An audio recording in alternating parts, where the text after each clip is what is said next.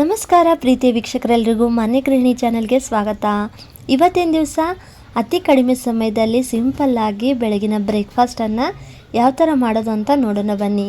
3 ಮುಖ್ಯ ಪದಾರ್ಥಗಳನ್ನು ಬಳಸಿಬಿಟ್ಟು ರವೆ ಅವಲಕ್ಕಿ ಮೊಸರಿದ್ರೆ ಸಾಕು. ಈ ಒಂದು ರೆಸಿಪಿ ತುಂಬ ಇನ್ಸ್ಟೆಂಟಾಗಿ ಮಕ್ಕಳ ಪ್ರಿಯವಾದಂಥ ರೆಸಿಪಿನ ನಾವು ಮಾಡಿಕೊಡ್ಬೋದು. ಬನ್ನಿ ಹೇಗೆ ಮಾಡೋದು ಅಂತ ನೋಡೋಣ. ಮೊದಲಿಗೆ ನಾನಿಲ್ಲಿ ಒಂದು ಮಿಕ್ಸರ್ ಜಾರ್ಗೆ 2 ಬಟ್ಲಾಗುವಷ್ಟು ಸಣ್ಣ ರವೆನ ಹಾಕ್ಕೊಳ್ತಾ ಇದ್ದೀನಿ.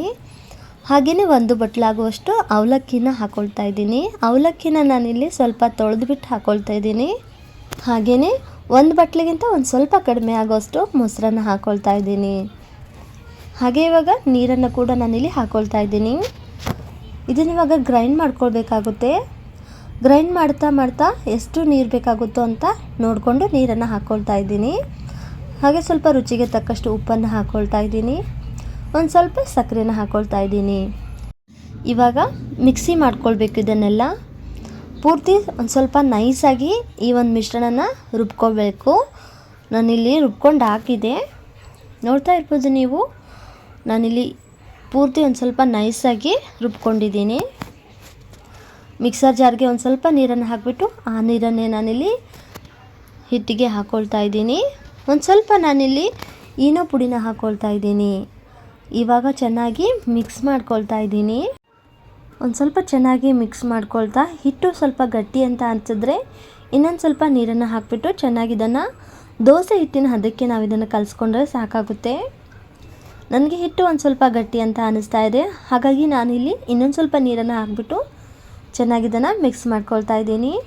ಬೆಳಿಗ್ಗೆ ಎದ್ದ ತಕ್ಷಣ ದೋಸೆ ತಿನ್ನಬೇಕು ಅಂತ ಮನಸ್ಸಾಗಿದ್ದರೆ ಈ ಥರ ಒಂದು ಇನ್ಸ್ಟೆಂಟಾಗಿ ಅವಲಕ್ಕಿ ರವೆ ಮೊಸರನ್ನು ಬಳಸಿಬಿಟ್ಟು ದೋಸೆನ ಮಾಡಿ ತುಂಬ ಸಾಫ್ಟಾಗಿ ಬರುತ್ತೆ ನೋಡಿ. ದೋಸೆ ಹಿಟ್ಟಿನ ಹದಕ್ಕೆ ನಾನಿಲ್ಲಿ ಕಲಿಸ್ಕೊಂಡಾಗಿದೆ. ಈ ಕಡೆ ಗ್ಯಾಸ್ ಸ್ಟವ್ನ ಆನ್ ಮಾಡಿ ದೋಸೆ ತವಾನ ನಾನಿಲ್ಲಿ ಕಾಯೋದಕ್ಕೆ ಇಟ್ಟಿದ್ದೆ. ಒಂದು ಸ್ವಲ್ಪ ಎಣ್ಣೆನ ನಾನಿಲ್ಲಿ ಸವರ್ತಾ ಇದ್ದೀನಿ ತವಾಕ್ಕೆ. ಸ್ವಲ್ಪನೇ ಹಿಟ್ಟನ್ನು ತಗೊಂಡು ನಾನಿಲ್ಲಿ ಸೆಟ್ ದೋಸೆ ಥರ ಚಿಕ್ಕ ದೋಸೆನ ಹಾಕ್ಕೊಳ್ತಾ ಇದ್ದೀನಿ. ಈ ದೋಸೆನ ಇಷ್ಟೇ ಚಿಕ್ಕದಾಗಿ ನೀವು ಹಾಕ್ಕೊಂಡ್ರೆ ತುಂಬ ಚೆನ್ನಾಗಿರುತ್ತೆ. ಒಂದು ಸ್ವಲ್ಪ ಸುತ್ತ ಎಣ್ಣೆನ ಬಿಡ್ತಾ ಇದ್ದೀನಿ.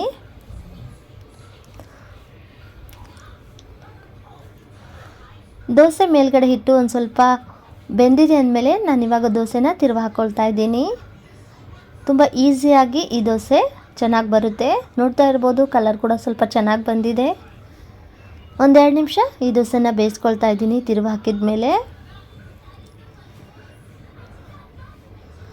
ನೋಡಿ ಎಷ್ಟು ಚೆನ್ನಾಗಿ ದೋಸೆ ಬಂದಿದೆ ಅಂತ. ದೋಸೆ ಇವಾಗ ತಯಾರಾಗಿದೆ. ಇನ್ಸ್ಟೆಂಟ್ ಆಗಿರುವಂಥ ಈ ಒಂದು ದೋಸೆ ರೆಸಿಪಿ ಹೇಗಿದೆ, ತುಂಬ ಚೆನ್ನಾಗಿದೆ ಅಂತ ಅನಿಸ್ತಾ ಇದ್ದರೆ ಒಂದು ಲೈಕ್ ಮಾಡಿ ಈ ರೆಸಿಪಿ ವಿಡಿಯೋಗೆ.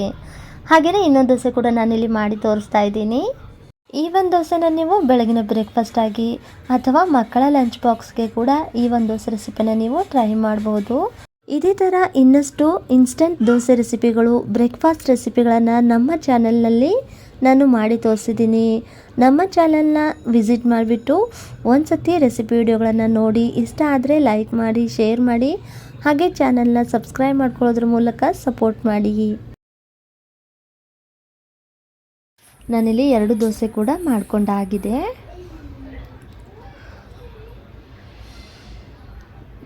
ಬಿಸಿ ಆಗಿರುವಂಥ ಇನ್ಸ್ಟೆಂಟ್ ಆಗಿರುವಂಥ ಈ ಒಂದು ದೋಸೆ ರೆಸಿಪಿನ ನೀವು ಕೂಡ ಟ್ರೈ ಮಾಡಿ. ನೋಡ್ತಾ ಇರ್ಬೋದು ದೋಸೆ ಎಷ್ಟು ಸಾಫ್ಟಾಗಿ ಬಂದಿದೆ ಅಂತ.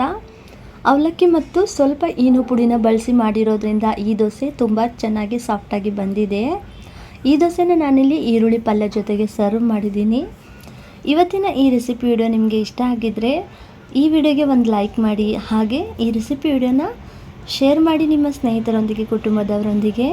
ಇನ್ನಷ್ಟು ಹೆಚ್ಚಿನ ರೆಸಿಪಿ ವಿಡಿಯೋಗಳಿಗಾಗಿ ಮನೆ ಗೃಹಿಣಿ ಚಾನಲ್ನ ಸಬ್ಸ್ಕ್ರೈಬ್ ಮಾಡಿಕೊಂಡು ಸಪೋರ್ಟ್ ಮಾಡಿ. ಈ ರೆಸಿಪಿ ವಿಡಿಯೋ ನೋಡಿದಂಥ ತಮಗೆಲ್ಲರಿಗೂ ಧನ್ಯವಾದಗಳು.